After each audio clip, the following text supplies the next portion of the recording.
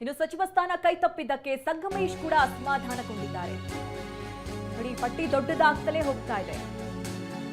ನಾನು 30ರಿಂದ 40 ವರ್ಷಗಳಿಂದ ಕೆಲಸ ಮಾಡಿದ್ದೇನೆ.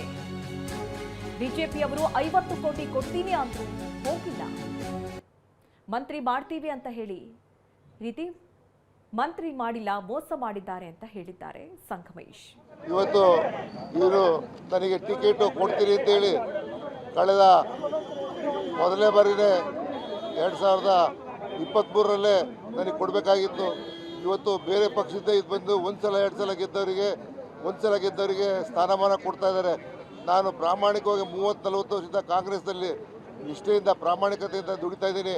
ಹಿಂದೆ BJP ಸರ್ಕಾರ ಇದ್ದಾಗ ನನಗೆ 50 ಕೋಟಿ ದುಡ್ಡು ಮಂತ್ರಿಗಿರಿ ಕೊಡ್ತೀನಿ ಅಂತ ಹೇಳಿದ್ರು, ನಾನು ಹೋಗಲಿಲ್ಲ.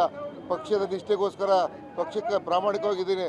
ಇವತ್ತು ನನ್ನಂತರ ಒಬ್ಬ ಸಾಮಾನ್ಯ ವ್ಯಕ್ತಿಗೆ 4 ಬಾರಿ ಗೆದ್ದಂಥವರಿಗೆ ಈ ಥರ ಮೋಸ ಮಾಡಿದ್ರೆ ಇನ್ನು ಸಾಮಾನ್ಯ ಜನರಿಗೆ, ಕಾರ್ಯಕರ್ತರಿಗೆ ಏನು ಇವರು ಗುರುತಿಸ್ತಾರೆ? ಏನು ಬರೀ ಬಾಯಿಗೆ ಹೇಳ್ತಾರೆ ಅಷ್ಟೇ ಹೊರತು ಯಾವುದೂ ಗುರುತಿಸಲ್ಲ. ಹಾಗಾಗಿ ನಮ್ಮ ಕ್ಷೇತ್ರದ ಜನತೆಗೆ ನಾನು ಉತ್ತರ ಕೊಡೋಕ್ಕಾಗ್ತಾಯಿಲ್ಲ, ನಮ್ಮ ಲೀಡ್ರುಗಳಿಗೆ ಉತ್ತರ ಕೊಡೋಕ್ಕಾಗ್ತಾಯಿಲ್ಲ. ನನ್ನ ಕ್ಷೇತ್ರದ